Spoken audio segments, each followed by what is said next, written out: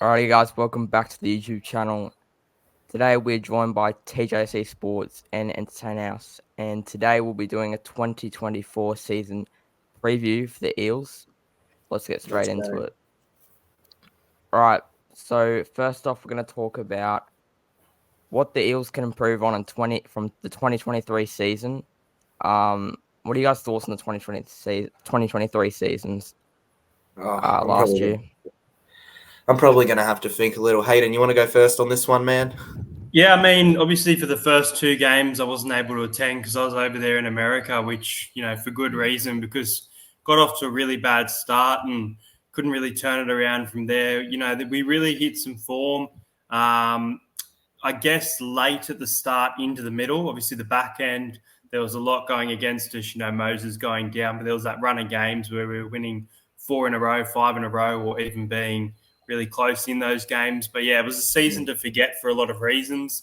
It was the first season without Reid Marnie as well. And, we had that grand final headache, and then a few of our players, I hate to call out players, but I think the big one being Junior Paulo, coming off that kind of World Cup headache as well. They played a lot of football during the off season, whereas now, they've had an off season to prepare. So I'm a little bit more optimistic about 2024. Although some of these key losses over the last 2 years seem to be, stinging a little bit, and it could be the same this year.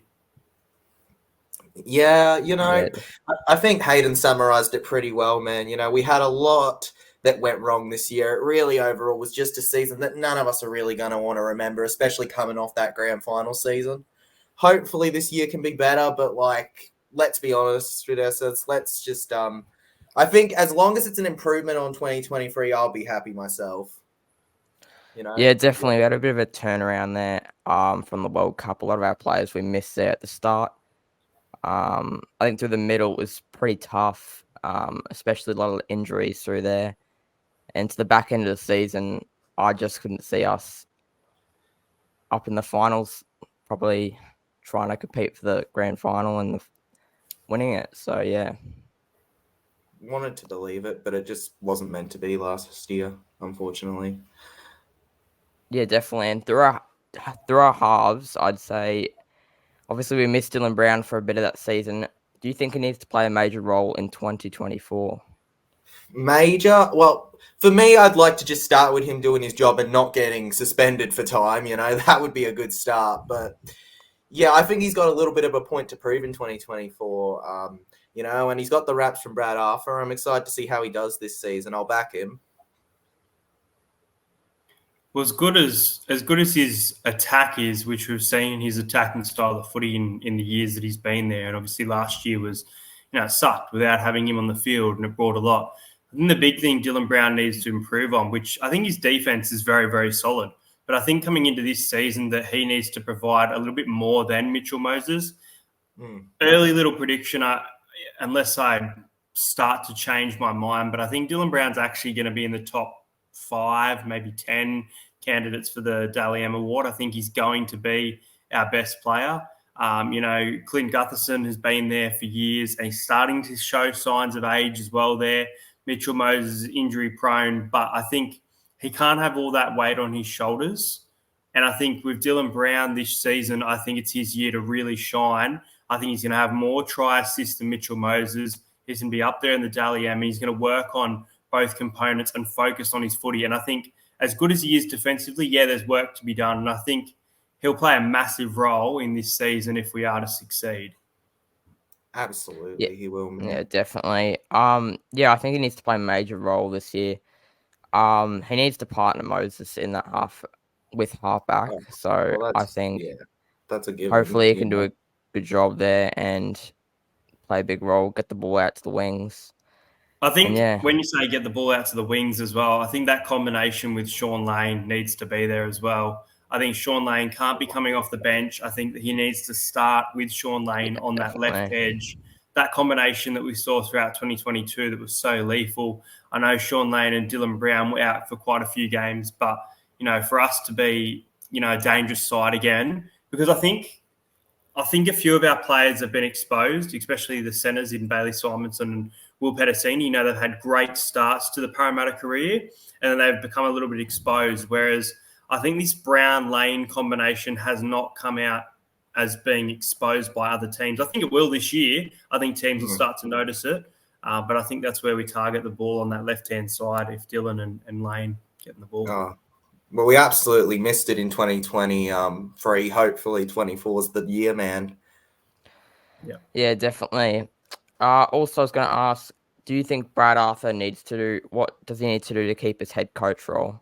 Now, I know a lot of coaches or people have been saying that he's like one of the top coaches that could be sacked this year. Do you have any thoughts on that? Yeah. Look, I don't think he'll be sacked. All right, I don't think he'll be sacked this season. All right, that's just my personal opinion. People could disagree. I think that maybe we miss the 8 again. Maybe Parra gets their hand pulled a little here, but surely the least you could expect from him is top 8 this season, in my opinion. Personally, what do you want from this side? Looking at our squad. Yeah, I think it's one better. I think that Parramatta have to finish the top 4 for Brad Arthur's role to be safe. Again, really? I don't necessarily think that he will be sacked this year, which obviously means I actually personally have us at the moment going into this season. I have us outside the top 4 just. But the thing about Brad is he's now been there for 11 years. He's now the longest serving Parramatta Eels coach by overtaking that record last season. There's been ups and downs, and it's weird to think, does he deserve it or not? But you got to think about the time that he's been there. Craig Bellamy, he's been there for 21 years, but he's also had premierships to his name and things like that. And Brad hasn't got too much to show, not even a minor premiership, just that one grand final appearance, and then a really successful 2017 final series to his name. But look, I think going into next year, I think his job is probably in jeopardy, especially if we did miss the 8 this season. But I think that the expectation on the club would be a top 4 finish, because we know that Parramatta, can bow out week 2 just so easy. We've seen it countless years under Brad Arthur. Yeah, definitely. Yeah, I think he needs to really step up this year, just with who he keeps on the field. And I think this is a rotations, I'd say he needs to step up on that. I think with the forwards, with our middles as well, with Sean Lane, obviously, I think he should get more starting time. And then I think Maddo might get I hope he gets more starting time there as well. So, yeah. I just want to ask, thoughts on the new signings for 2024? So we got Kalima Tuolangi coming in, Morgan Harper coming in. What are you guys' thoughts on that? Well, I've been going first the last few times. Hayden, you want to go first this time? Well, I think it's interesting. I don't think Morgan Harper will get much first grade. I think the same probably could be said for Kelma. I think at the Tigers, I liked what I saw from Kelma. I liked what I saw at Manly as well, but he's still fairly young. He's now played across 3 different clubs across 4 different years. I think it's a decent signing. We seem to always turn decent or bad back rowers into guns. So under Brad, he could be fantastic. And then Morgan's a really interesting one, because Morgan Harper gets a lot of hate, a lot of criticism, which is very unfair. And I know that's part of being in the NRL, that you have to handle that side of it too. But if Morgan Harper comes in while someone, major is injured from our team and has to play that role, I think he's someone who can put in the hard yards and actually succeed and get the job done and lead the team to some wins in the centres. I think he can be exposed defensively, but when he's on, if his mindset is on, which maybe his mindset was not there at Manly and he wanted to leave Manly, this could actually be a really good signing and better than any signing that we made last year.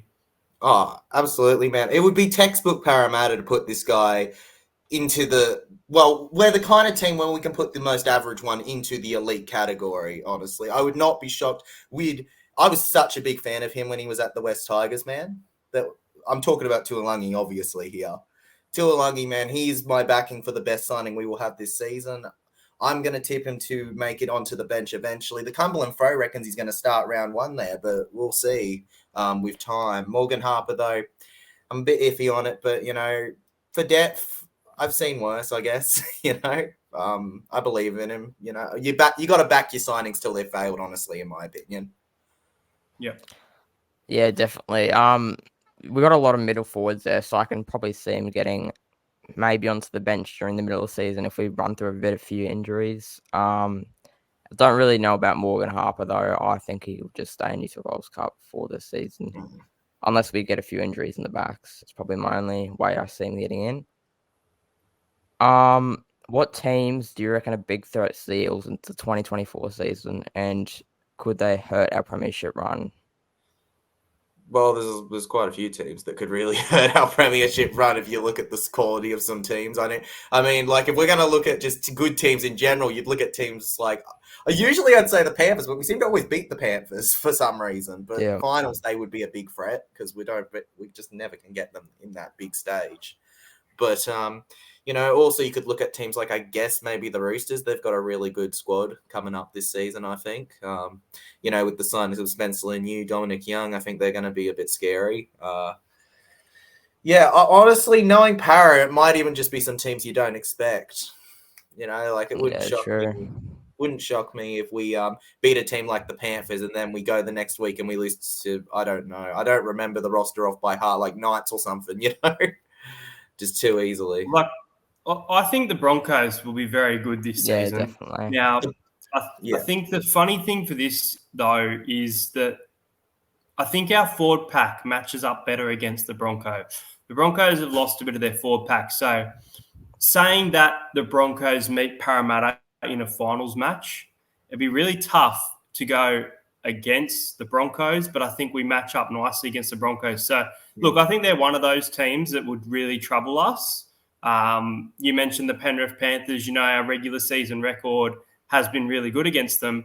But when we get to finals and how experienced they are and what they're chasing to be one of the best teams in rugby league ever, if they're not there already, then they're trying to be there this year with 4 in a row, trying to be the Dragons of the 60s, 70s, absolutely. You mentioned the Roosters as well. That 4-pack of Maria Hargraves, Spencer Leniu, Victor Radley, that's very tough for Parramatta to contain, and sometimes we struggle against them. And then the last one, I think, is probably the South Sydney Rabbitohs. They've had our number for years, and we've got a great win against them in Indigenous round. They're going to be so vengeful this season against Parramatta were able to do to them about how they started their season. They're like the Philadelphia Eagles, man, but they didn't make finals, They had this great start to the season where they were right at the top, showed the best offense in the league, basically, and then just drop off out of nowhere. So, the South Sydney Rabbitohs are actually the team for me to watch out for if they meet Parramatta in a finals match. I don't know if Para can get past that. We're playing them 2 times this year, so one at CommBank, one at Allianz. So hopefully we can do the double on them and beat them both times. So, I probably don't think we will, but I hope we do. I hope we do. Is there any young talents we should look out for in 2024? Now, I've seen Blaze Taulagi, I think that's how you pronounce it. Ethan Sanders, I don't know if he'll get in the team this year, unless Moses gets injured because he's behind him now that Arthur's gone. So, I think, is there any young talents you'd look out for trying to make a debut this season? I don't know too much here, but I will say that it's unfortunate that 2 players that I don't think – I think Arthur actually would have made the team at some point this season, but the injuries early on, once again, seems like deja vu where we had Sean Russell out a couple of years ago and then it just, they fell like flies. Arthur Miller-Stevens and Richard Penasini. Obviously not this season, now to injury, and hopefully they recover well. But if they stay with the club, definitely look for them in the coming years. We've seen glimpses of Arthur, had a really nice debut. I can't remember who it was against. I think it was the Dragons. I think it might have been the Dragons. I think my uncle met him and my uncle came from England for that game. I remember that. Yeah, I think it was the Dragons, and yeah, I mean there are probably some other names you could throw around that will make their debut this season, but it's only January. My mind's not all that footy brain at the moment. I get you, man. I get you. I'm feeling the same way right now. Like they're asking the rookie question. I can't even. I can barely remember the first team, man. Right now. I think we just need to wait till they get into the team, maybe a few games in, and then we'll see what they're like, I guess. And the last question I wanted to ask was, considering past seasons, what lessons can the Parramatta Eels learn from both successes and setbacks to improve in the chances of winning the 2024 premiership? So I think patience. I think patience is a big one. I think as good as Parramatta's attack is, and they can throw everything at you. We've seen in previous seasons, such as the 2020 season and the 2017 season, even the 2019 season. But I guess we were kept to nil in week 2, so I don't think that really counts. But we throw the ball around, we score points. I think the big one is that game against the Rabbitohs at Combank. Now, I know you can say Mitchell Moses missed that kick. If he gets it, it's a different game. I don't think so. The momentum just swings towards other teams with us, and we need to learn a bit of patience. We had an opportunity to break that drought 2 years ago. We're in the grand final, gave ourselves every shot. There was no patience there, playing, not smart footy, just trying to play. It wasn't dumb footy either. It was just too much. Trying to do too much too early on in the game. So I think if Parramatta are to get to, a preliminary final or a grand final, need to be patient, need to get off to a good start defensively and not just expect that teams aren't going to throw everything, because that's the struggle the last few years for Parramatta. So, yeah, if we're to win a premiership this year, I think patience in the finals is going to be key. Absolutely. It feels like we rush into things very quickly. We have a big tendency for that in games, and you can see it in some of the results, where it just feels like the other team can just outlast us almost, because we try everything so quickly. But I think that, Para has a bit to work on this season. I think we could use a bit of defense. I've been a bit concerned with, personally, I think we concede a lot from the wider area and stuff myself. I think that if I was Parramatta trainer right now, I'd be looking at that. If we're learning from things that we've had issues with in the past season, I think I'd be having a good talk with the centers and wingers about watching their edges a bit more there.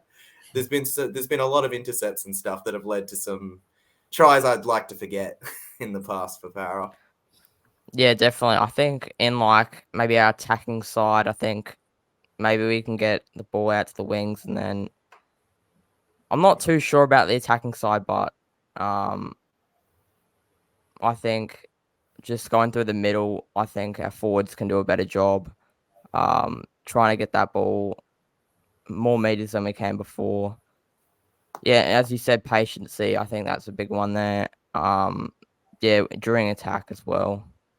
So yeah, that's what I think so far. The other thing I was going to say as well is I think the team list kind of needs to stay. Yeah, there can be changes when there's injury or if there's a couple of bad losses, and you mentioned it, one thing about Brad Arthur is that the rotations just seem to change so much, and that's why Kelma might not be there the first couple of weeks, but then he might be a starting or bench player for the season. Well, yeah, if we're winning our first 6 games, I don't think things need to change. I understand if you got a player missing tackles, letting in tries, yeah, you need to have a chat with that player. But I think the thing about Parramatta is they don't seem to stick with a rotation at all. Yeah, sometimes fans call for that player's head, but if there's a winning formula and it's working, Brad needs to understand that.